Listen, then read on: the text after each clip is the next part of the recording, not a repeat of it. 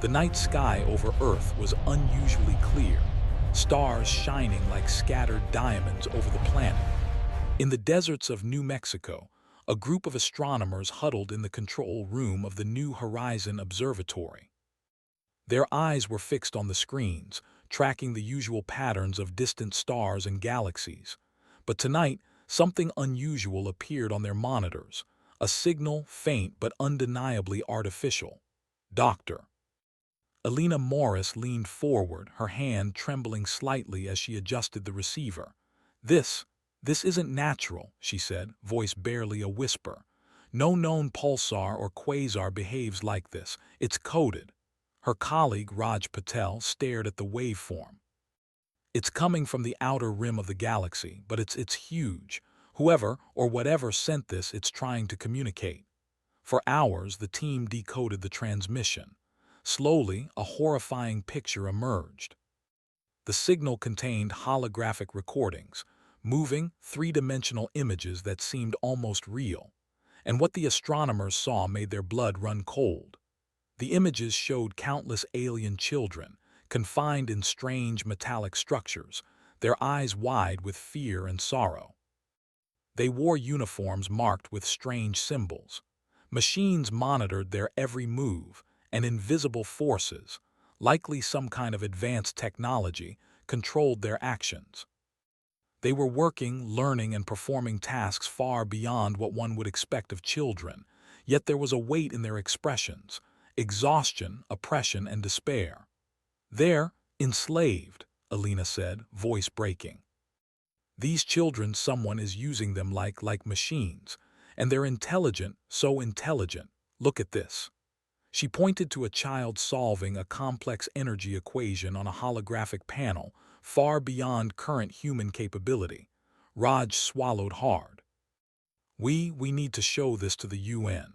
Humanity has to know. Within hours, the recordings were broadcast to every news outlet, every government, every scientific institution on Earth. The world paused. Streets emptied as millions watched in shock and disbelief. Families clutched each other as the faces of the enslaved children filled their screens. "This is unimaginable," a news anchor said. "We have never seen anything like this." The alien civilization responsible, the Virithians as they are now called, are more advanced than us by centuries. And yet, they enslave children. Panic swept through governments. The UN called an emergency session. World leaders argued, debated, and threatened, but no one had the power to act immediately. The Virithians were far stronger than humanity. Satellites, drones, and communications networks could not even approach their controlled space without being detected and destroyed. But amidst fear, a spark of something else began to burn. Humanity had faced impossible odds before, though never against an alien empire. And yet the story of these children, intelligent, resourceful, and unbroken, ignited a fierce determination. At the European Space Agency, Dr. Luca Romano and his team worked on what they called the Adaptive Response Project. "If these children can survive under that kind of oppression," Luca said, pacing the lab, "then we have to find a way to fight back. We may be behind in technology, but we are unpredictable. We can adapt." Alina, now working with him, nodded. "The Virithians rely on structure, precision, and control. But humans are chaotic, creative. We make mistakes, yes, but sometimes mistakes become victories. That is our advantage." Within weeks, the first plans for human countermeasures began. Engineers modified satellites into stealth drones capable of reconnaissance and small sabotage missions. AI specialists developed algorithms that could predict, but also exploit, the weaknesses in Virithian technology. Military tacticians began preparing strategies that combined conventional warfare with improvisation, relying on human intuition and unpredictability rather than brute force. Meanwhile, the Virithians issued a warning. A massive holographic message appeared in orbit, visible to all satellites and screens across Earth. A cold, mechanical voice echoed across the planet. "Humans of Earth, Cease all interference. Any action against the Verithian Empire will result in the annihilation of your planet. You are weak, primitive, and insignificant. Do not test the patience of the masters of this galaxy. The warning was terrifying. Humanity was not ready for a full-scale confrontation. The Verithians' fleets could crush Earth in days, and their technology was far beyond anything humans had ever imagined. Yet, for the first time, the world felt a strange, unshakable pride. At a small lab in Tokyo, a young engineer named Hana Takeda was working on a project that seemed impossible. Using old satellite arrays and modified AI systems, she began creating what she called the unexpected, small drones that could operate independently, learning and adapting in real time. They were crude, yes, but they were human, and humans had always been unpredictable. Across the ocean in Johannesburg, a former soldier named Dumi Nkosi trained volunteers in guerrilla tactics, teaching them to think creatively under pressure. The Verithians will not understand us, he told his team. They will expect us to act logically, but we will act human. We will use every mistake, every chance to turn the tables. Even ordinary citizens contributed. Children in schools made models and diagrams of Verithian technology. Scientists in universities shared theories online. Hackers tested ways to intercept alien signals.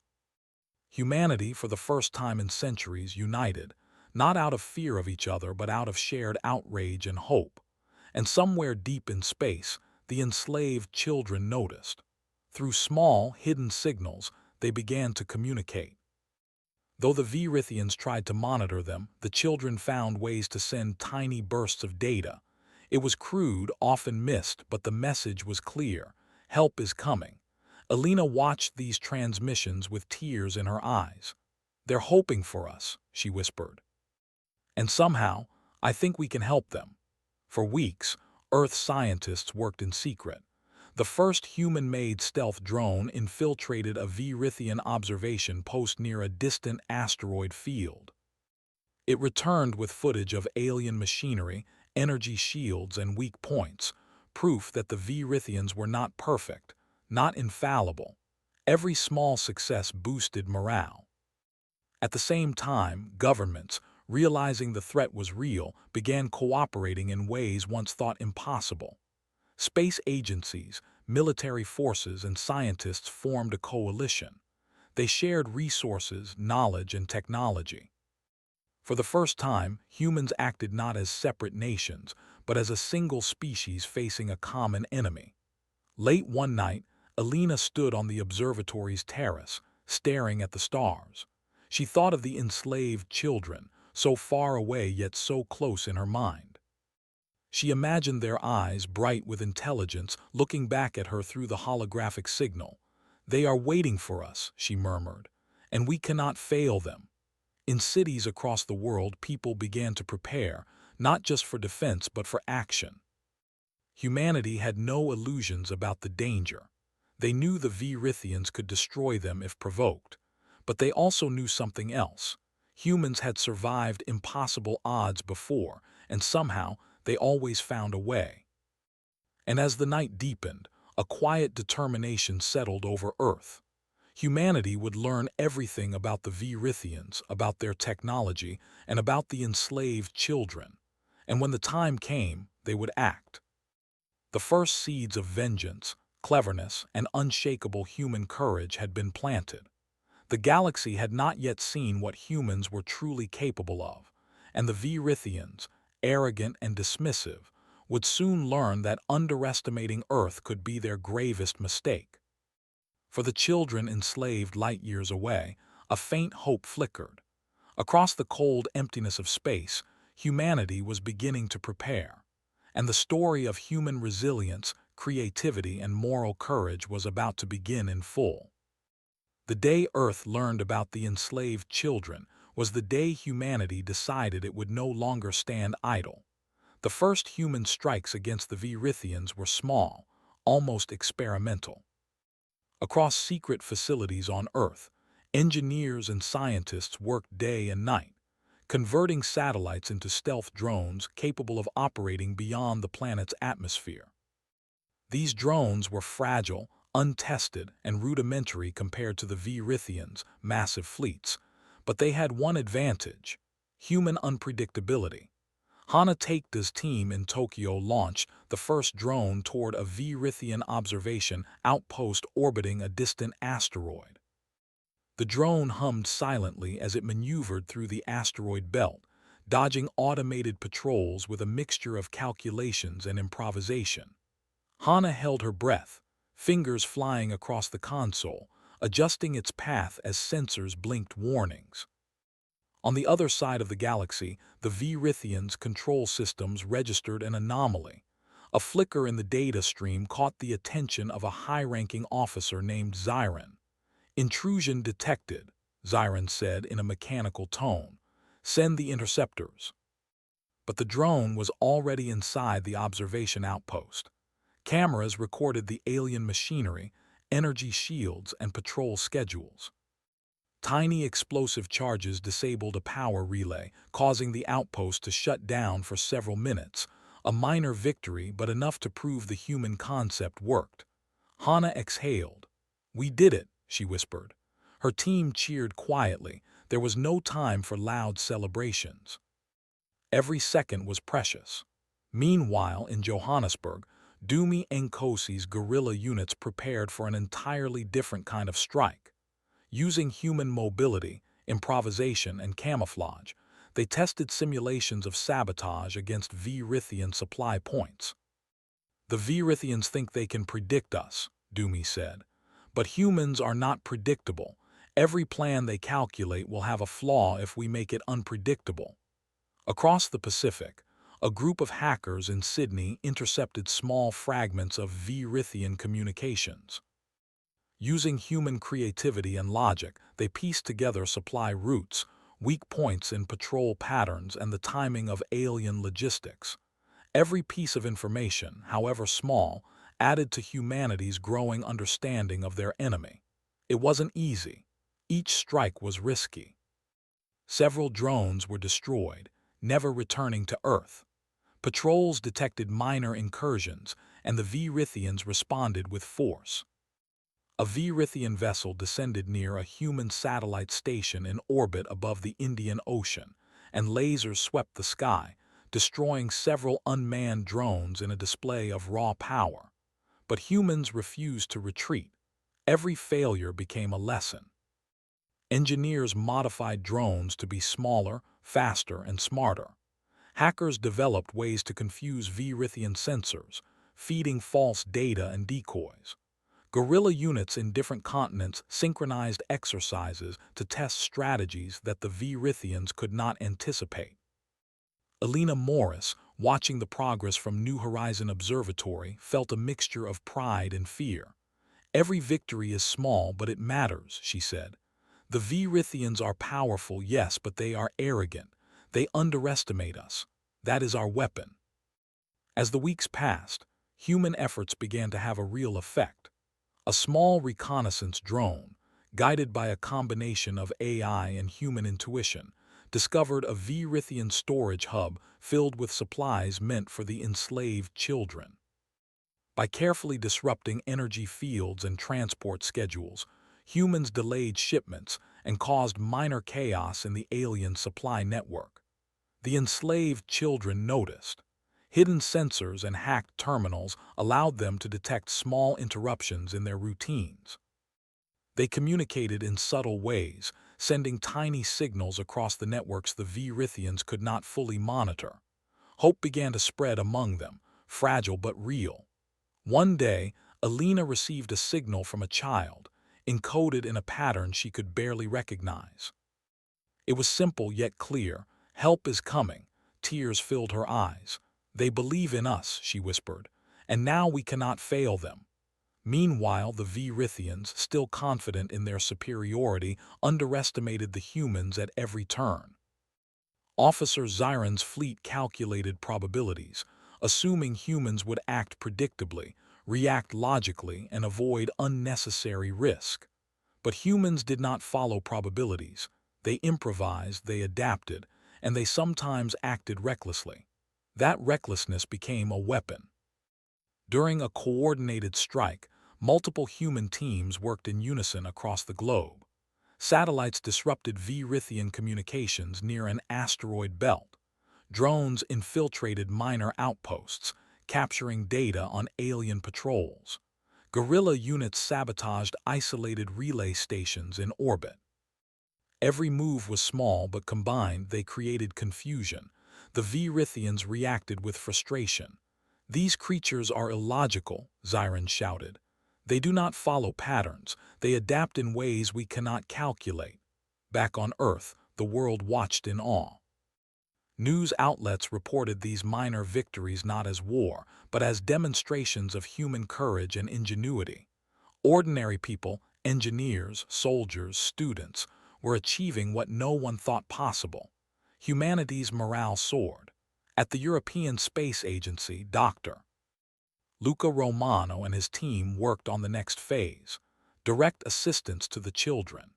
Using information gathered from drones and hackers, they began developing technology to weaken the neural control the Virithians had over their young slaves. It was risky. If detected, the Virithians could retaliate brutally. But humanity had begun to value courage above caution. Hana Takeda and her team prepared the first test. A drone, smaller than a human fist, carried a device capable of sending a countersignal to the Virithians' neural control system. The drone launched quietly into orbit, weaving between debris and patrol drones. Hours passed. The drone successfully reached a holding facility where dozens of children worked under alien supervision. The countersignal activated. For the first time, the children moved without the invisible constraints of control. They paused, looked around, and whispered in excitement. Though brief, this freedom was monumental. The children shared their observations and small messages through hidden terminals, giving humanity precise knowledge about the Virithians' methods and weaknesses. It was the turning point the scientists had hoped for, the first proof that humans could truly aid them. On Earth, celebrations were quiet but intense. Elena, Luca, Hana, and the entire coalition of humans felt a surge of pride. Humanity was not powerful in the conventional sense. They did not have fleets to rival the Virithians. They did not possess weapons that could destroy entire planets. But they had something else: intelligence, creativity, courage, and moral determination. Even ordinary citizens contributed. Engineers, students, and volunteers built drones, analyzed data, and devised strategies. Humans worked together like never before, proving that unpredictability and adaptability could rival brute strength. And the Virithians, they were confused, frustrated, and angry. Their calculations failed repeatedly. Their systems, designed to control and predict, could not keep up with human improvisation. Xiron began to realize the terrible mistake the Virithians had made in underestimating Earth. Yet the human victories were small and danger was everywhere. Drones were destroyed, attempts failed, and patrols responded with deadly precision.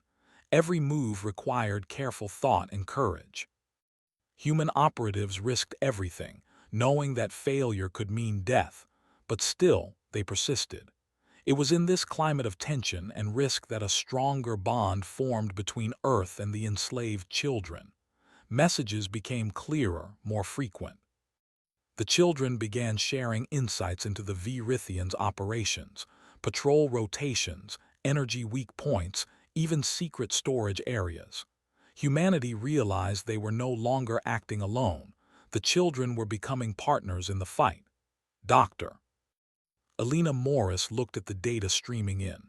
"They are ready to fight," she said quietly, "and so are we." In homes and labs across Earth, the hum of activity never stopped. Every night, humanity prepared, learned, and adapted. Every small success, every failure, and every lesson became part of a growing strategy to challenge an enemy far superior in strength, but blind to human ingenuity. For the first time, the Virithians could sense a spark of fear. They did not understand the humans' persistence, their unity, or their refusal to give up.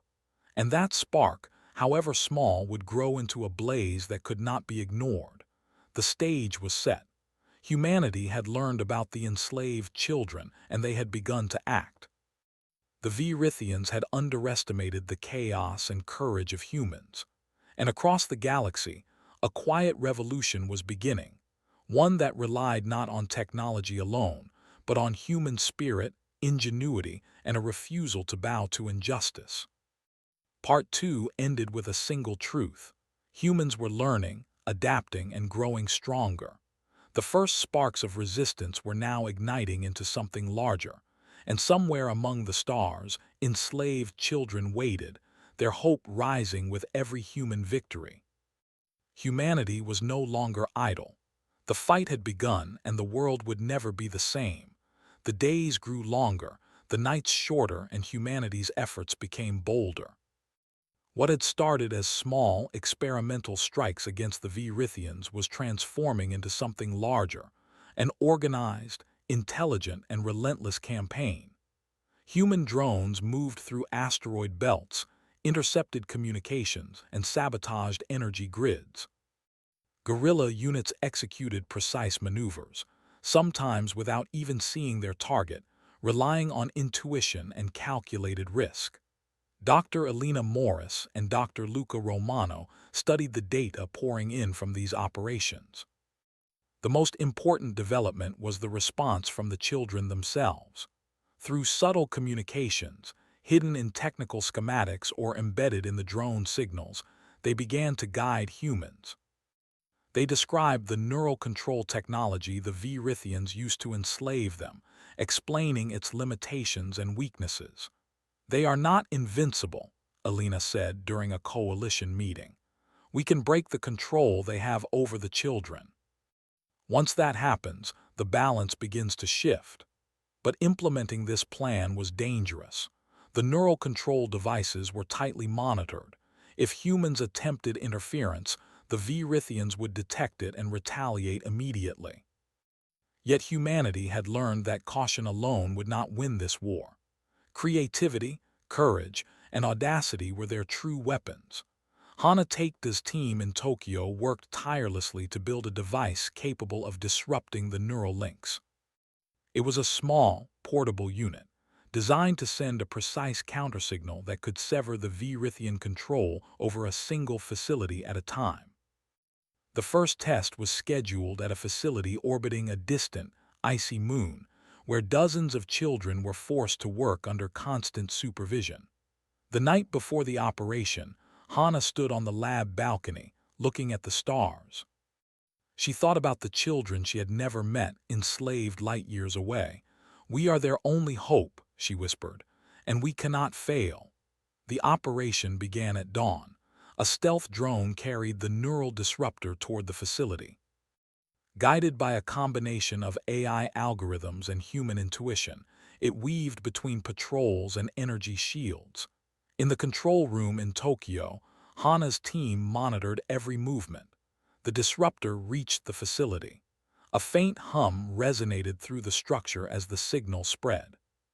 For the first time, the children moved without constraint. They paused, looking around, free from the invisible chains that had controlled their every motion. Whispers of excitement rippled through the facility. One child, a boy named Kale, touched a holographic panel and solved a complex problem in seconds, something he had been forced to attempt hundreds of times under control. His eyes shone with joy. "They are helping us," he said to the others. "We are free."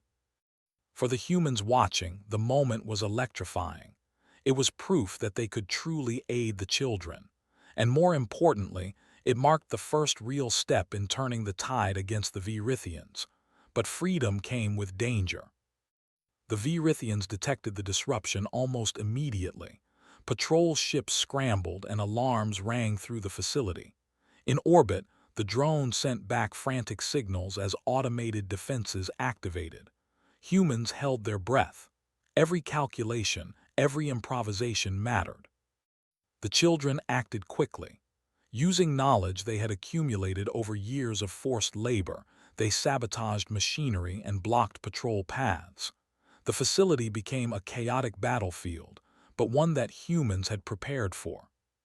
The drone navigated through narrow corridors, avoiding destruction, until it returned safely to Earth. It was a complete success.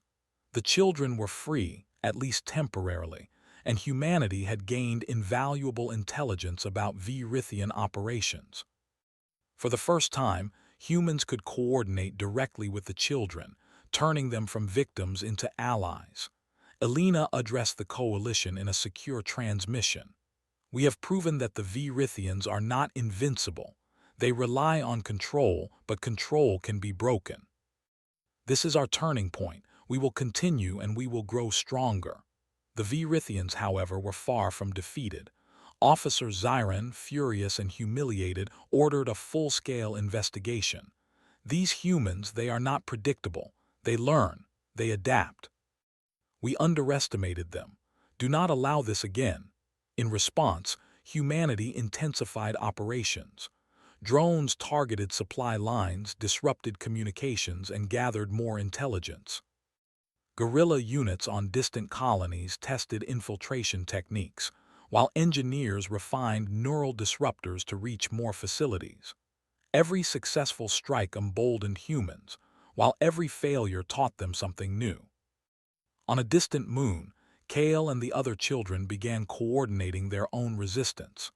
They shared knowledge about patrol schedules, weak points in the Virithians' technology, and hidden storage areas. Their insights made subsequent operations more efficient. Humans and children were now partners, a united force against the oppressors. Meanwhile, Earth's population watched and participated in their own way. Citizens built drones, shared theories, and supported operations with information and resources. Schools and universities held secret workshops on strategy and engineering. Humanity's ingenuity became a global effort, showing that courage and intelligence were not limited to the battlefield. They were everywhere. But the Virithians were not idle. They launched patrols, increased surveillance, and implemented stricter controls over their facilities.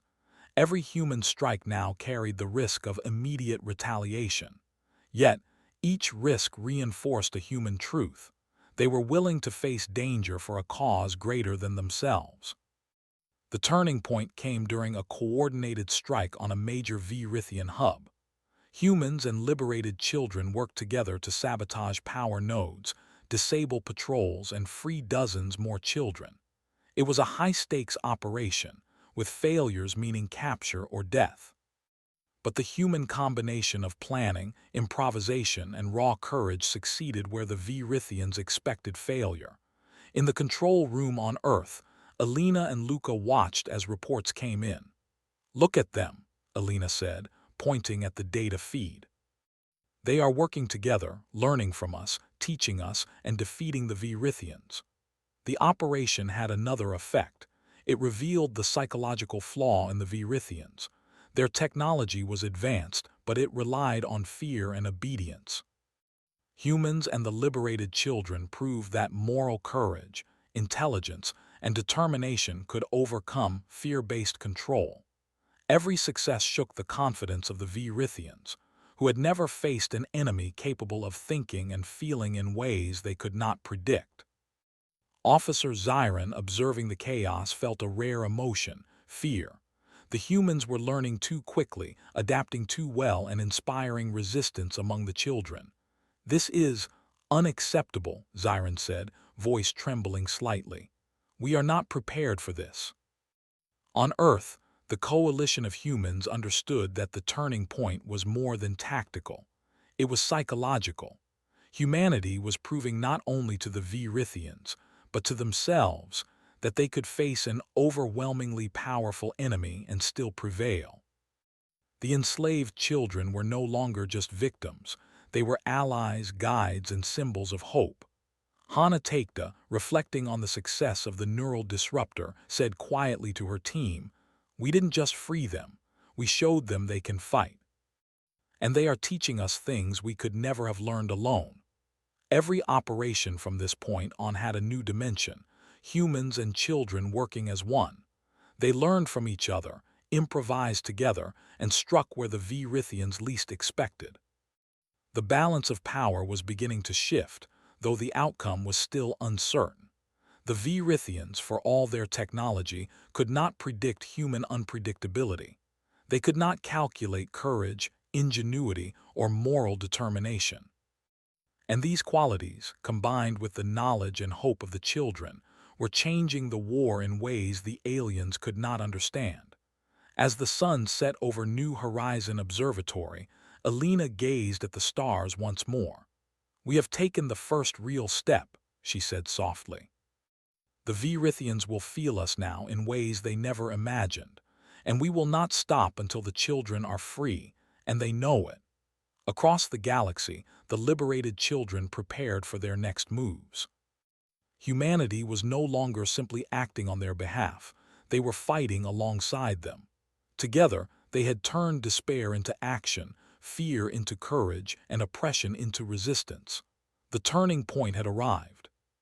Humans were no longer the weak species the Virithians had underestimated.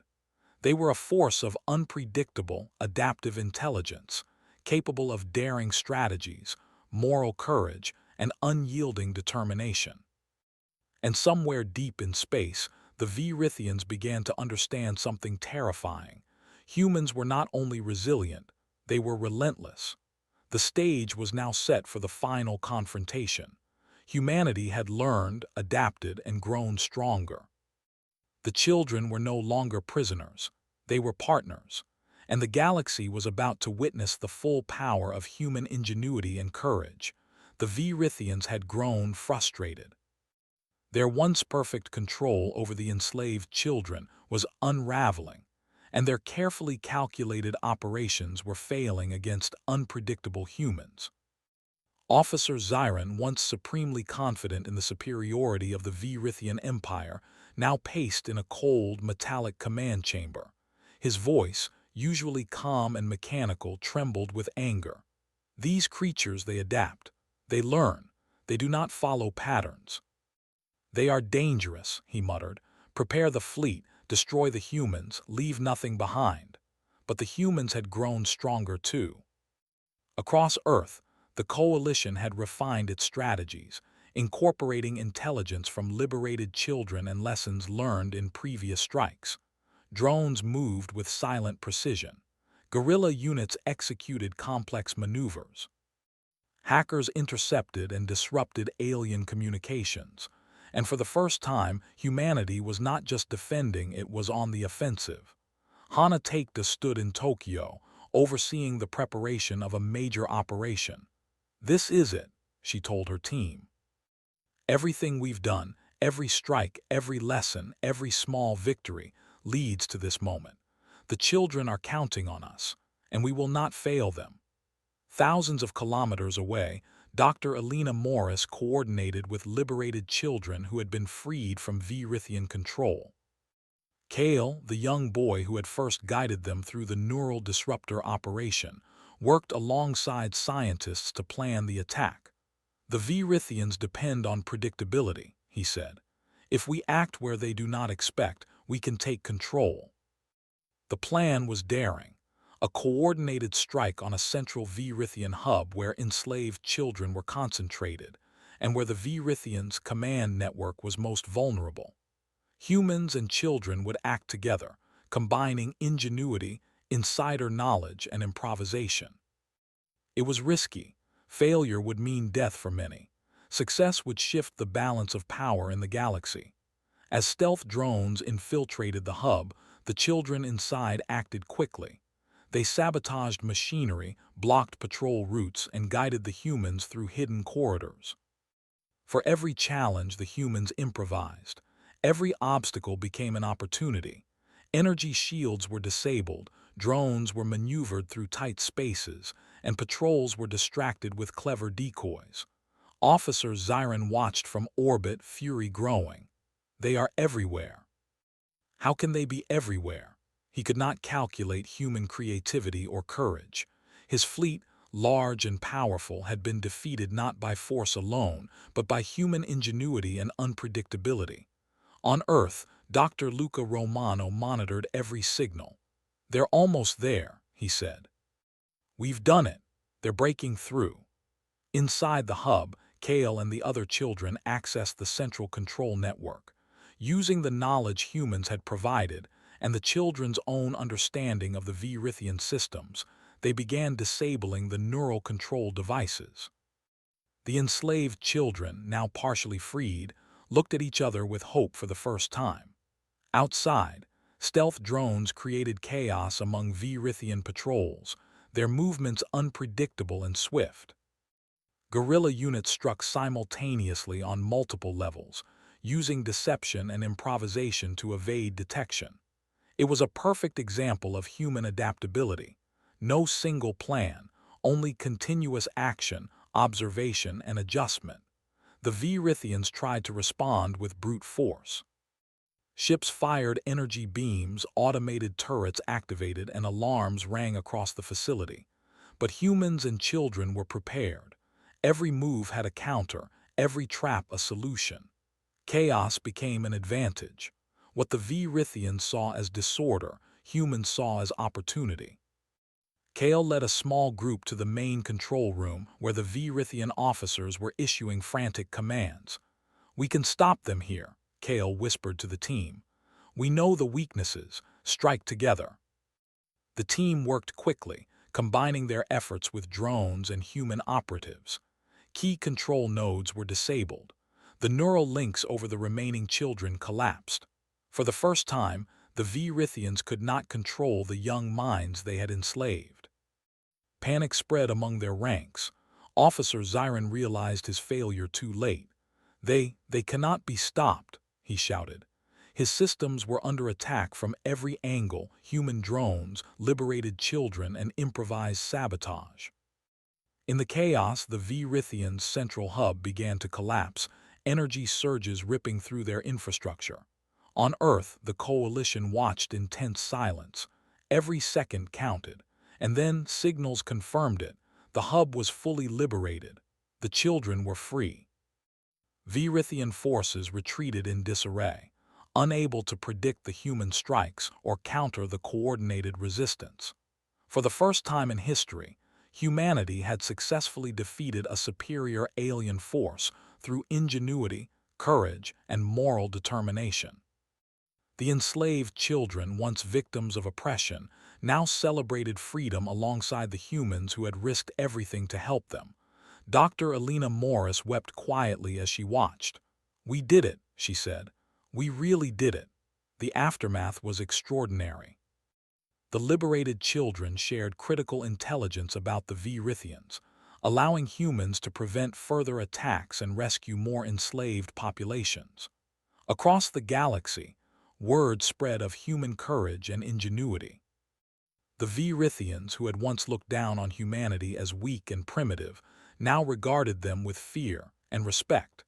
Humanity's reputation changed forever. They were no longer just survivors.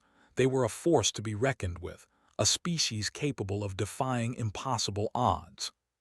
Scientists, engineers, soldiers, and civilians alike had contributed to a victory that no one could have imagined a few months ago. Kale stood on a recovered Virithian platform, looking at the humans who had helped him and the other children. "We are free," he said. "And we will rebuild together." Hana Takeda smiled at the young boy. "No," she said, "we will thrive. Together, we will show the galaxy that courage and intelligence are stronger than control and fear." Officer Zyron, aboard a retreating fleet, looked back at the hub he had once controlled. For the first time, he felt something alien to him: fear. Humanity had proven that strength was not measured by weapons or numbers alone. It was measured by courage, adaptability, and the refusal to accept injustice. Back on Earth, Dr. Luca Romano addressed a secure global broadcast. "Today, humanity has shown what it means to fight for justice, for freedom, and for hope. We have rescued the children, and we have proven that we are not to be underestimated. This is the beginning, not the end. The galaxy now knows that humans stand for courage, ingenuity, and moral determination. Every human on Earth felt the truth of his words. The battle had been won, but more importantly, humanity had discovered its own power. They had faced a seemingly invincible enemy and emerged victorious, not through sheer force, but through intelligence, creativity, and unity. The liberated children were settled in secure habitats across liberated zones. Humans worked alongside them, sharing knowledge, teaching, and learning from them in return. Their bond, forged in battle and struggle, became a model of cooperation and resilience. And somewhere in the stars, a message from Earth echoed across the galaxy, sent through secure channels to every corner of human and alien space. We do not conquer to enslave. We fight to free. Humanity will not stand idle in the face of injustice. We are strong, we are clever, and we are unyielding, and the universe will remember this day. The Virithians, once confident in their power, were forced to retreat and reconsider their place in the galaxy.